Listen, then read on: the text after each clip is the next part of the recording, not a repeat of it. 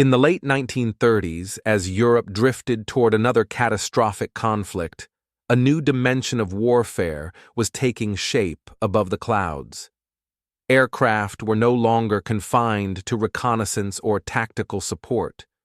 They were becoming instruments of strategic destruction, capable of striking cities, factories, ports, and rail networks far beyond the front lines. The bomber was transforming into a weapon designed not merely to influence battles, but to reshape entire nations from the sky. The concept of strategic bombing had been debated since the First World War, but it was during the Second World War that it reached unprecedented scale. Military planners believed that heavy bombers could cripple industrial production, disrupt logistics, and weaken civilian morale. Air power promised to bypass trenches, fortifications, and even armies, delivering force directly to the heart of an enemy's war-making capacity. In theory, control of the skies meant control of the conflict itself. As the war began in 1939, various nations fielded different visions of the bomber's role. Some focused on medium bombers designed for rapid tactical strikes against troop concentrations and infrastructure. Others invested heavily in long-range heavy bombers capable of crossing continents and returning with devastating impact. Engines grew more powerful. Airframes expanded. Defensive gun positions multiplied across fuselages and turrets. Bomb loads increased dramatically with each successive design. The early campaigns demonstrated both the potential and vulnerability of these machines. Bombers required coordination with fighter escorts to survive contested airspace. Formation flying became essential for mutual defense. Crews trained to navigate at night in poor weather and across unfamiliar terrain. Each mission demanded discipline, endurance, and precise timing. The skies over Europe gradually filled with aircraft whose size and destructive capacity would have seemed unimaginable only 2 decades earlier. The bomber was more than a machine. It was a strategic statement. It represented the belief that wars could be decided not only by armies advancing across land, but by sustained pressure delivered from above. Cities would burn. Industrial centers would be targeted. Entire populations would feel the reach of aerial warfare. As nations mobilized their industrial might, the race to build the deadliest bombers of World War II had begun, and the consequences would redefine modern conflict forever. When war erupted in September 1939, Germany's Air Force moved with speed and precision that mirrored its ground offensives. The Luftwaffe did not rely heavily on massive 4-engine strategic bombers in the early years. Instead, it deployed medium bombers designed for tactical integration with advancing armored forces. Aircraft such as the Heinkel He 111, the Dornier Do 17, and the Junkers Ju 88 became central to this doctrine. Their role was not to annihilate entire industrial regions in a single blow, but to fracture defenses and destabilize enemy coordination at critical moments. During the invasion of Poland, German bombers struck airfields, railway junctions, bridges, and communication hubs. The objective was disruption. By attacking logistical infrastructure and defensive strongpoints ahead of advancing ground troops, these bombers amplified the speed of the German offensive. Their strikes were coordinated with artillery and armored divisions, forming a combined arms approach that overwhelmed slower, more rigid defensive systems. The campaign in Western Europe in 1940 further demonstrated the power of this integration. As German forces advanced through the Low Countries and into France, bombers targeted troop concentrations and supply routes. They attacked retreating columns and defensive positions, contributing to operational paralysis. In these early campaigns, Air superiority often allowed bombers to operate with relative freedom, reinforcing the perception of aerial dominance. However, the limitations of medium bombers soon became evident. Their range restricted strategic reach. Bomb loads, while significant, were not sufficient to cripple large industrial centers over sustained periods. Defensive armament offered some protection, but in contested skies, losses mounted. The Luftwaffe's doctrine had been built around rapid campaigns, assuming conflicts would be short and decisive. It was not structured for prolonged strategic bombing wars across continents. This reality became particularly clear during the Battle of Britain. German bombers faced organized air defenses and determined fighter resistance. Missions over the English Channel exposed vulnerabilities in range, escort coordination, and defensive capability. The same aircraft that had operated effectively in Poland and France now encountered sustained opposition. The skies were no longer uncontested. The early dominance of German bombers illustrates how doctrine shapes technology. Designed for tactical precision and support of fast-moving ground offensives, these aircraft excelled in short campaigns. Yet as the war expanded, the need for long-range strategic bombing capabilities would redefine aerial warfare. The Luftwaffe had demonstrated the power of coordinated air-ground operations, but the contest for aerial supremacy was only beginning. In the summer of 1940, the nature of bomber warfare underwent a dramatic transformation. The skies over Britain became the arena for one of the most decisive air campaigns in history. No longer operating in support of rapid ground offensives, German bombers were now tasked with breaking a nation's resistance from the air alone. The objective was clear: cripple the Royal Air Force, disrupt industrial output, and force Britain to negotiate or collapse under sustained aerial pressure. Aircraft such as the Heinkel He 111, Dornier Du 17, and Junkers Ju 88 crossed the Channel in tight formations, often escorted by fighters. Their targets shifted between airfields, radar installations, factories, and eventually major cities. The campaign evolved from attempts at military suppression to broader bombing raids against urban centers, a shift that marked a turning point in strategic intent. The era of total aerial warfare had arrived. Yet Britain's defensive network proved formidable. Radar systems provided early warning of incoming raids. Fighter command coordinated interception with increasing efficiency. Anti-aircraft batteries defended cities and industrial zones. German bombers, designed primarily for medium-range operations, now faced organized resistance on a daily basis. Losses mounted. Crews confronted sustained fighter attacks and dense defensive fire. The limitations of bomber vulnerability became starkly visible. Even well-armed aircraft struggled against determined interceptor squadrons. Defensive machine gun positions could not fully compensate for the speed and agility of attacking fighters. Range constraints complicated escort coordination. Missions required precise timing and favorable weather. The bomber, once seen as unstoppable, revealed its dependence on air superiority. Despite these challenges, the bombing of British cities, later known as the Blitz, inflicted significant destruction and civilian hardship. Industrial areas, ports, and residential districts endured repeated night raids. Urban landscapes were scarred by fire and debris, yet morale did not collapse. The strategic assumption that bombing alone could force surrender proved overly optimistic. The Battle of Britain demonstrated that control of the air was not guaranteed by bomber strength alone. It required coordination, endurance, and the ability to adapt. German bomber doctrine, effective in short continental campaigns, faced its first sustained strategic test and encountered resistance that reshaped the trajectory of the air war.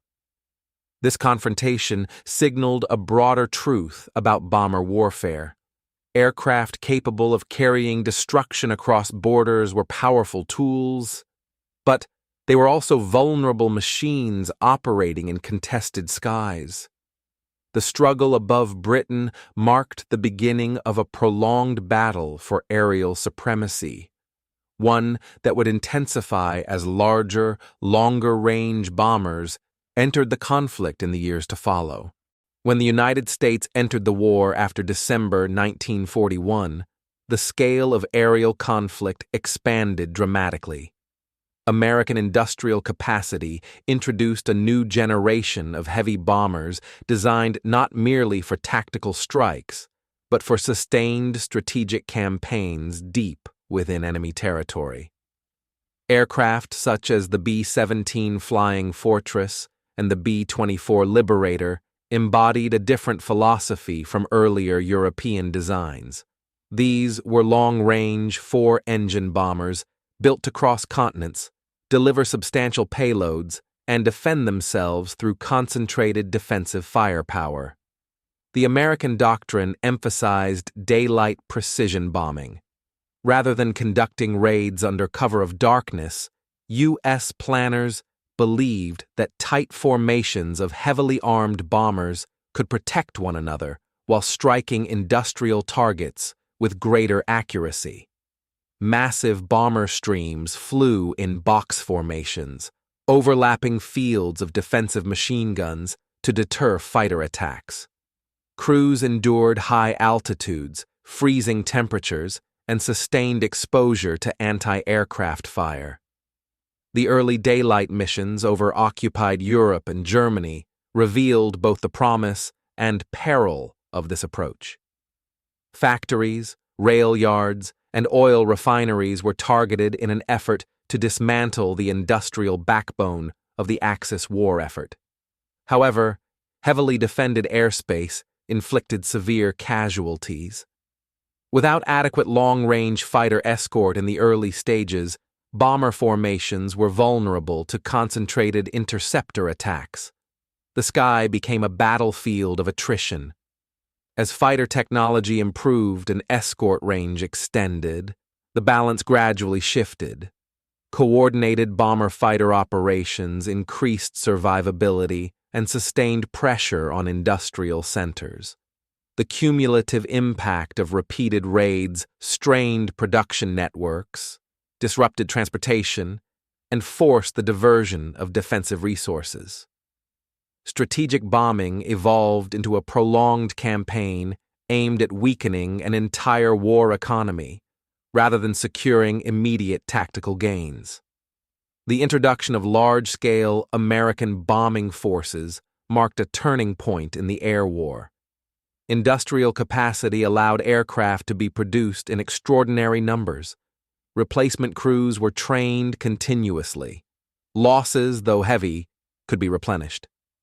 The bomber had become not just a weapon, but a manifestation of industrial power projected across oceans. This phase of the war demonstrated that aerial dominance depended not only on aircraft design, but on sustained production and logistical depth. Heavy bombers were symbols of reach and resilience, capable of striking far beyond front lines. The air war was no longer confined to regional campaigns. It had become a transcontinental struggle defined by endurance, coordination, and the ability to sustain pressure over time. While the United States pursued daylight precision bombing, Britain refined a different approach. Night after night, heavy bombers lifted from airfields across England and disappeared into darkness over occupied Europe. At the center of this strategy stood the Avro Lancaster, a four-engine bomber that would become one of the most formidable aircraft of the war. Unlike earlier medium bombers, the Lancaster was built for endurance, heavy payloads, and sustained strategic operations. British doctrine emphasized nighttime bombing to reduce losses from enemy fighters. Under cover of darkness, large formations navigated across the continent, guided by increasingly sophisticated radar and navigation systems. Pathfinders marked targets with flares, and main bomber streams followed. Industrial centers, transportation hubs, and military facilities became regular objectives in an expanding campaign aimed at crippling the Axis war economy. The Lancaster's design allowed it to carry exceptionally heavy bomb loads, including specialized ordnance for particular missions. Long wings and powerful engines enabled extended range, while its spacious bomb bay accommodated a variety of payload configurations. Crews operated under intense conditions. Long hours over hostile territory, exposure to anti-aircraft fire, and the ever-present risk of mechanical failure in darkness. Night operations reduced vulnerability to fighters but introduced new dangers. Navigation errors could scatter formations, weather conditions obscured targets. Anti-aircraft defenses adapted, creating zones of concentrated fire around major cities. The sky over Europe became illuminated by searchlights and flak bursts, transforming nocturnal raids into surreal, dangerous passages through illuminated darkness. The cumulative effect of sustained night bombing was immense. Industrial districts were damaged repeatedly. Infrastructure faced continuous disruption. Civilian populations endured blackout conditions and the psychological strain of nightly sirens. Yet strategic bombing remained a complex instrument, powerful but not instantly decisive. It required persistence, coordination, and industrial backing to maintain operational tempo. The Lancaster symbolizes the evolution of strategic bombing as a prolonged campaign of pressure rather than a single, overwhelming blow. It demonstrated how doctrine and technology intertwined, aircraft designed specifically for night operations supporting a strategy built around endurance and cumulative impact. In the darkness above Europe, the bomber war expanded into a relentless contest of resilience, fought not only with steel and explosives but with navigation charts, radar signals, and disciplined crews navigating unseen skies. By 1944, bomber warfare had extended far beyond Europe. Across the vast distances of the Pacific, a new aircraft emerged that represented the most technologically advanced bomber of the Second World War, the Boeing B-29 Super Fortress. Unlike earlier heavy bombers, the B-29 was designed with unprecedented range, pressurized crew compartments, advanced fire control systems, and engines capable of sustained high-altitude performance. It was a machine built for transoceanic war. The geography of the Pacific imposed unique demands. Targets were separated by thousands of miles of open water. Island bases had to be secured, constructed, and supplied before bomber operations could begin. Once operational, B-29 crews embarked on missions that stretched endurance to its limits. Flights lasted for many hours, often in extreme weather conditions and at high altitudes. Mechanical strain was constant, particularly in tropical heat that tested engine reliability. Initially, high-altitude precision bombing was attempted against industrial facilities. However, atmospheric conditions and jet stream winds complicated accuracy. Tactical adjustments followed. Lower-altitude night missions increased effectiveness against urban industrial zones. Incendiary bombing campaigns targeted densely built areas, exploiting construction materials and urban density. The scale of destruction reached unprecedented levels. The B-29 embodied a leap in aviation engineering. Remote-controlled defensive turrets allowed gunners to operate from protected compartments. Advanced navigation systems improved coordination across long distances. The aircraft's payload capacity exceeded that of earlier bombers, reinforcing its strategic significance. It symbolized the culmination of bomber evolution, combining range, payload, technology, and industrial backing into a single platform. Yet even this technological achievement underscored the complexity of strategic air power. Massive logistical networks were required to sustain operations, fuel shipments across oceans, maintenance crews on isolated islands, continuous replacement of aircraft and trained personnel. The bomber had become a global instrument, projecting force across continents and oceans alike. The introduction of the B-29 marked a decisive moment in the history of aerial warfare. It demonstrated how industrial capacity and technological innovation could converge to produce aircraft capable of reshaping entire theaters of war. In the Pacific skies, the bomber reached its most advanced wartime form, a symbol of reach, endurance, and the expanding scale of modern conflict. As the air war intensified in 1944 and 1945, the destructive capacity of bombers reached levels never before witnessed in human conflict. Strategic bombing was no longer an experimental doctrine or a supporting tactic. It had become a central pillar of warfare. Industrial centers, oil refineries, transportation hubs, and urban infrastructure were subjected to sustained aerial assault. The objective was cumulative collapse, weaken production, disrupt logistics, and exhaust the enemy's ability to sustain modern war. Bombers operated in vast formations stretching across the horizon. Engines thundered in synchronized rhythm as aircraft climbed toward their assigned targets. Crews faced freezing temperatures at high altitude, constant vibration, and the ever-present threat of anti-aircraft fire. Over heavily defended regions, the sky erupted with flak bursts. Searchlights cut through darkness during night operations, exposing silhouettes against illuminated clouds. The psychological toll on air crews was immense. Every mission carried the weight of uncertainty. As the scale of bombing increased, so too did its consequences. Rail networks were repeatedly targeted, forcing the rerouting of critical supplies. Oil facilities became priority objectives as fuel shortages directly impacted mechanized forces and air operations. Urban districts experienced repeated bombardment, leaving landscapes transformed into fields of rubble and twisted steel. The bomber had become not just a tactical tool, but a strategic instrument aimed at dismantling entire war economies.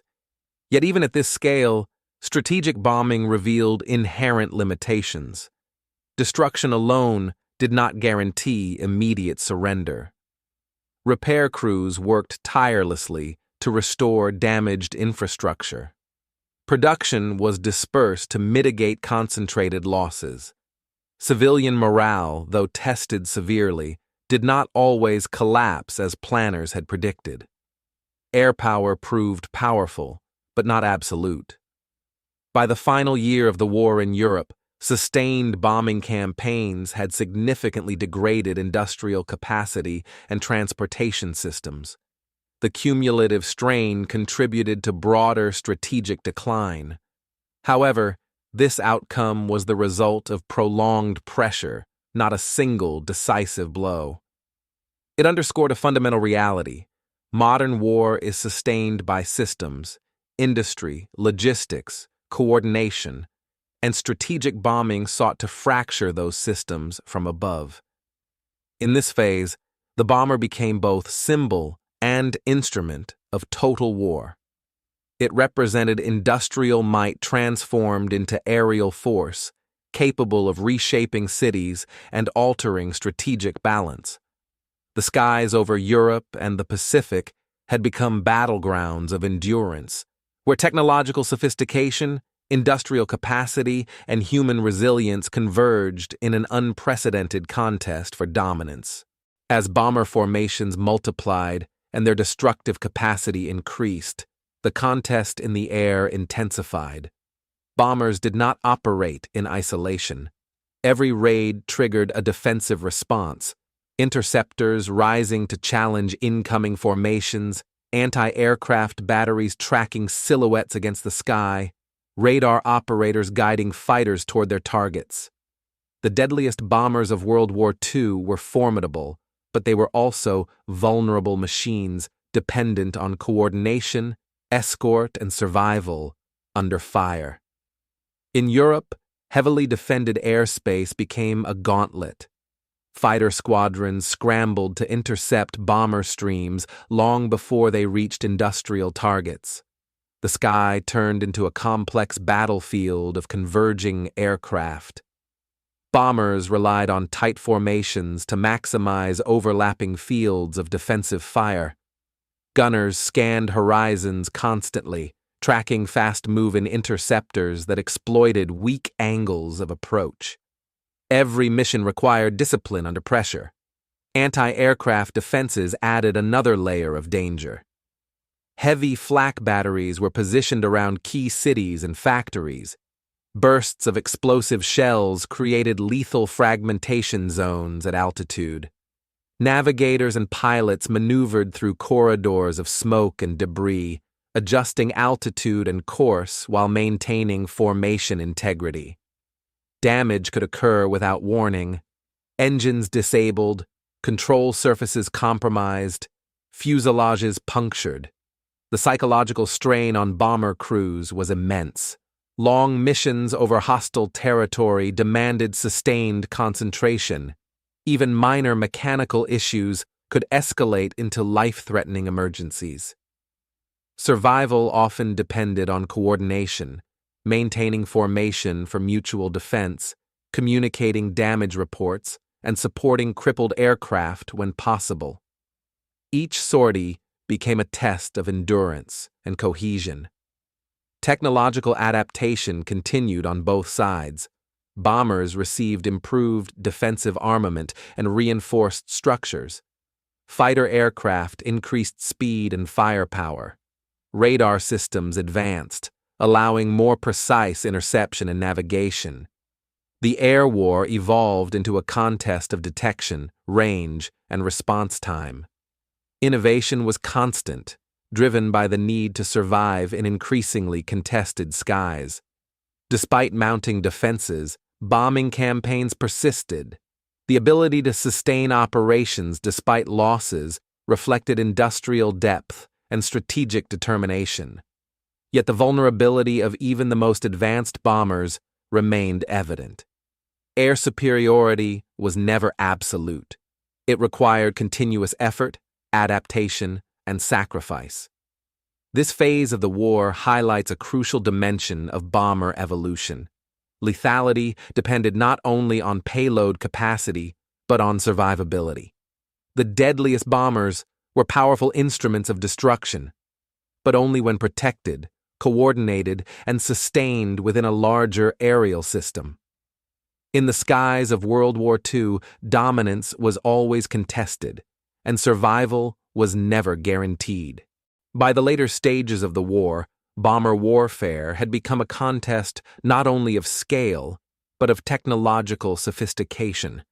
Strategic planners increasingly emphasized precision, the ability to strike specific industrial nodes, oil refineries, transportation hubs, and military facilities with calculated intent. Advances in bomb site technology, radar navigation, and formation coordination aimed to increase effectiveness while reducing wasted effort. The bomber was no longer simply a platform for mass destruction. It was becoming a tool of targeted strategic disruption.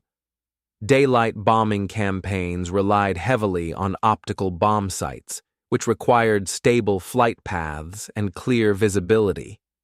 Crews trained extensively to maintain formation integrity during the critical bombing run, when aircraft flew straight and level through concentrated defensive fire. Night operations, by contrast, depended on radar-guided navigation and marker systems to locate objectives obscured by darkness or cloud cover. Technological innovation allowed bombers to operate in conditions that would have rendered earlier aircraft ineffective. Yet even as precision improved, escalation continued. Bomb loads increased. Aircraft engines grew more powerful. Defensive armament was enhanced. Air campaigns expanded in both intensity and frequency. Strategic bombing was no longer an isolated tactic. It was a sustained, industrial-scale effort requiring enormous logistical coordination. Fuel, replacement parts, trained crews, and secure airfields formed the invisible infrastructure behind every mission. The cumulative impact of these technological advances was profound. Industrial networks faced repeated disruption. Transportation corridors were targeted systematically. Oil production became a central objective, recognizing its critical role in sustaining mechanized warfare. The bombing war shifted from symbolic strikes to systematic dismantling of key war-supporting systems. However, technological refinement did not eliminate uncertainty. Weather remained unpredictable. Navigation errors persisted. Anti-aircraft defenses adapted continuously. Civilian areas often lay near industrial zones, complicating operational realities.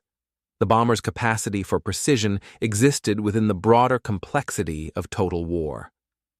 By 1945, the deadliest bombers of the Second World War represented the apex of contemporary aviation engineering. They combined range, payload, defensive capability, and navigational sophistication at unprecedented levels. Yet their deployment also reflected a deeper transformation in warfare, one in which technology and industrial capacity were intertwined with strategic ambition. The escalation of bomber technology underscores a central theme of the air war. Innovation accelerated under pressure. Every improvement aimed to increase reach, survivability, and effectiveness. But as capability expanded, so too did the scale of destruction. The bomber had evolved from an experimental concept into a decisive strategic instrument, reshaping both battlefields and the nature of modern conflict itself. Behind every bomber's polished aluminum skin and roaring engines were crews who carried the burden of strategic air war. Pilots, navigators, bombardiers, radio operators, engineers, and gunners operated as tightly coordinated teams, often numbering 8 to 10 men in a single aircraft. Each mission demanded endurance measured not in minutes, but in hours. Long flights over hostile territory, often at extreme altitude or through darkness. At high altitudes, temperatures plunged far below freezing. Oxygen masks were essential. Frost formed inside aircraft. Engines strained continuously. Crews worked in confined spaces surrounded by fuel tanks, ammunition belts, and complex instrumentation. Communication within the aircraft was constant. Call-outs of heading adjustments, flak bursts, approaching fighters. Every crew member had a specific role, and survival depended on seamless coordination. Losses were heavy, particularly during periods of intense air defense. Bomber crews faced one of the highest casualty rates of any service branch during the war. Aircraft struck by flak or fighter fire could ignite or break apart in seconds. Parachuting over enemy territory often meant capture. Emergency landings in damaged aircraft demanded skill and composure under immense stress. Despite these risks, bombing campaigns continued with relentless regularity. Replacement crews were trained rapidly to fill gaps left by casualties. Veterans shared hard-earned experience with new arrivals. Survival rates often depended on discipline, maintaining formation, adhering to procedures, and supporting fellow crew members when possible. The human element remained central to every sortie. Morale fluctuated under the weight of repeated missions. The psychological strain of anticipating danger, witnessing aircraft lost in formation and flying again the next day, tested resilience. Yet camaraderie within crews formed powerful bonds. Trust in each other's competence and steadiness became as vital as trust in the aircraft itself. The deadliest bombers of World War II were not defined solely by their payloads or technical specifications. They were defined by the men who operated them under extraordinary conditions. Machines could be improved with stronger engines and reinforced armor, but their effectiveness depended on human endurance, coordination, and courage. The air war thus reveals a dual reality. Technological innovation expanded destructive reach, but human skill determined execution. Each bombing campaign was a convergence of industrial production and personal resolve. In the confined fuselages high above contested skies, the outcome of strategic doctrine rested in the hands of crews navigating danger with discipline and determination. As the war intensified, the true strength behind the deadliest bombers was not only their engineering, but the vast industrial systems that produced them. Aircraft factories operated around the clock. Assembly lines expanded across cities and regions. Thousands of workers, engineers, mechanics, riveters, inspectors, contributed to the construction of each aircraft. Strategic bombing was sustained not by isolated innovation, but by industrial capacity on an unprecedented scale. In the United States especially, mass production transformed the air war. Standardization of components allowed bombers to be assembled more rapidly and maintained more efficiently. Replacement aircraft flowed steadily to operational units. Training programs produced a continuous stream of pilots and crew members. The scale of output reshaped strategic calculations. Losses, while tragic, could be replenished. In Britain, production was often conducted under the threat of air attack. Factories were dispersed, camouflaged, and sometimes relocated to reduce vulnerability. Despite damage and disruption, output continued. The ability to maintain aircraft supply lines under pressure became a defining factor in sustaining night bombing campaigns. Germany and Japan faced increasing industrial strain as the war progressed. Bombing raids targeted factories, fuel facilities, and transportation networks, limiting production capacity. Raw material shortages, damaged infrastructure, and labor constraints reduced output. Even well-designed aircraft could not compensate for declining manufacturing capability. The air war thus became a competition between production systems. Bombers represented the visible edge of deeper industrial foundations. Engines, airframes, navigation systems, and weapons required coordinated supply chains. Fuel and spare parts had to reach distant airfields. Training bases had to prepare crews at scale. The complexity of maintaining sustained bombing operations rivaled the complexity of designing the aircraft themselves. Mass production altered the strategic balance. Nations capable of building bombers in large numbers could apply persistent pressure over extended periods. Repeated raids degraded infrastructure and forced defensive allocation of resources. Air superiority became less about isolated engagements and more about sustained capacity. The evolution of the deadliest bombers therefore cannot be understood without recognizing the industrial machinery behind them. Each aircraft symbolized the coordinated effort of thousands of individuals and the mobilization of entire economies. In the skies above Europe and the Pacific, the thunder of engines echoed the power of factories far below, reminding the world that modern war is as much a test of production as it is of design. As strategic bombing matured, target selection became increasingly precise and deliberate.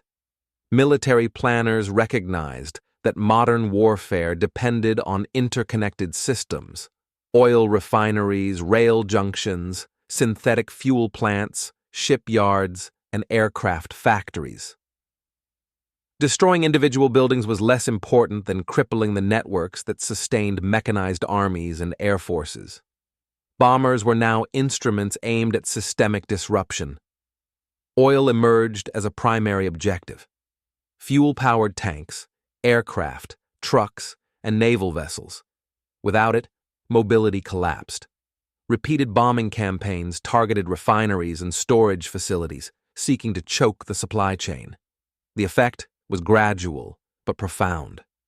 Reduced fuel output constrained pilot training, limited operational sorties, and immobilized mechanized formations. Strategic bombing thus extended its reach beyond immediate destruction to long-term degradation. Transportation networks were another crucial focus. Rail lines, bridges, marshalling yards, and canals formed the arteries of war economies. Bombing raids aimed to sever these connections, isolating industrial centers from resources and frontline units from reinforcements. Even temporary disruptions forced costly rerouting and repair efforts, diverting manpower and materials from other priorities. Industrial facilities themselves remained central targets. Aircraft factories, engine plants, and munitions works were struck repeatedly.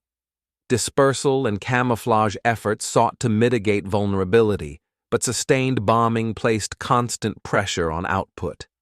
Production schedules slowed. Repair teams labored under difficult conditions. Each raid compounded cumulative strain. However, strategic targeting was never perfectly controlled. Weather, navigation errors, and defensive fire complicated precision.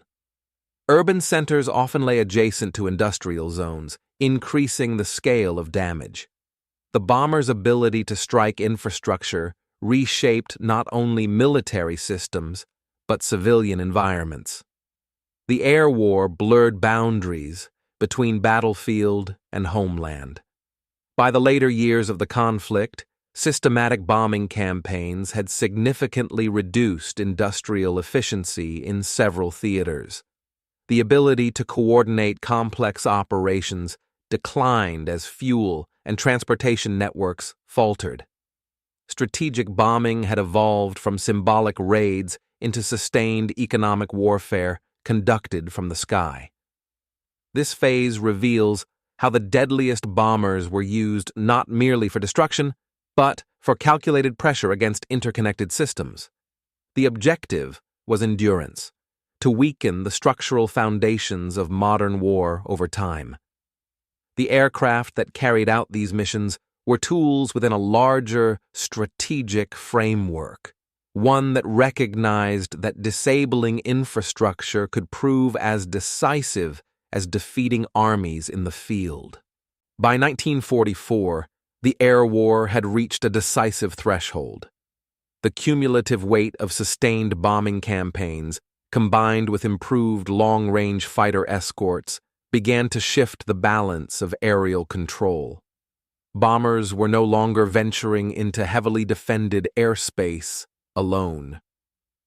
Escort fighters accompanied formations deep into enemy territory, engaging interceptors before they could concentrate on vulnerable bomber groups. The skies became arenas of layered combat. Bombers maintaining course toward strategic targets, while fighters battled for dominance above and around them. This integration of bomber and escort strategy marked a turning point. Earlier in the war, heavy losses during unescorted daylight missions had exposed the vulnerability of even the most heavily armed aircraft. Now, Improved fighter range and coordination reduced attrition rates. Air superiority was not achieved instantly, but gradually through persistent engagement, replacement of losses, and sustained industrial output. As defensive fighter forces were increasingly drawn into attritional battles against escorts, their capacity to challenge bombing raids diminished.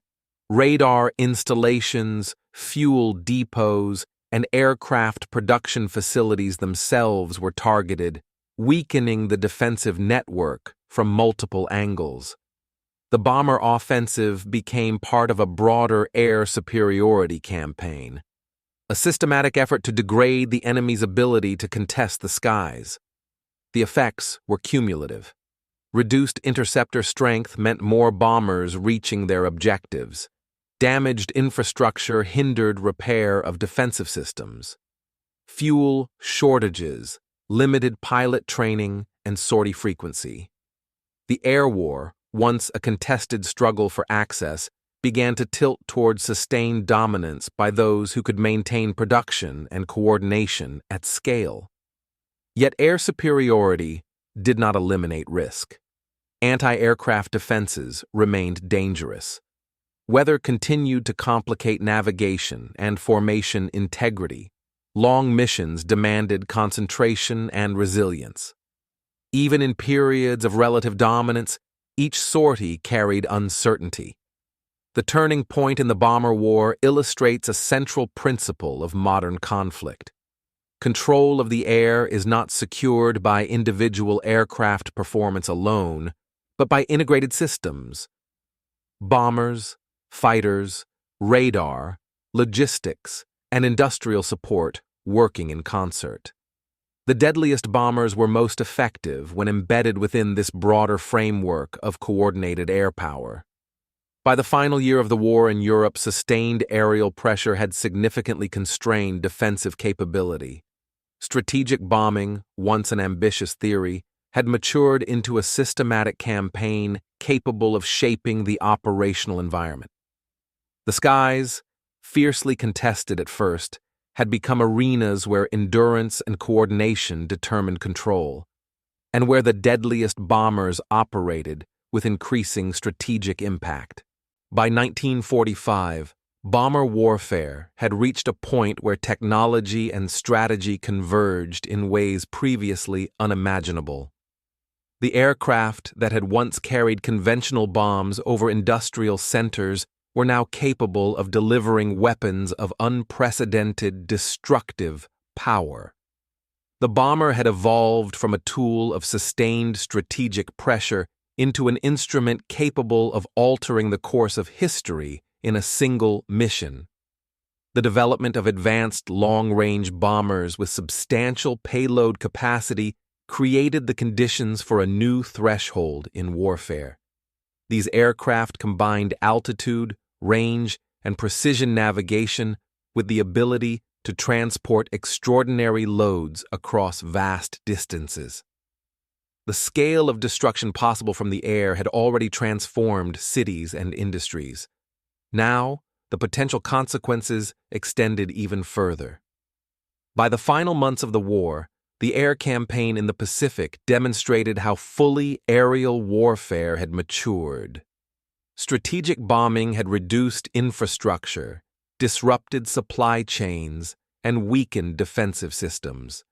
Yet planners sought decisive outcomes.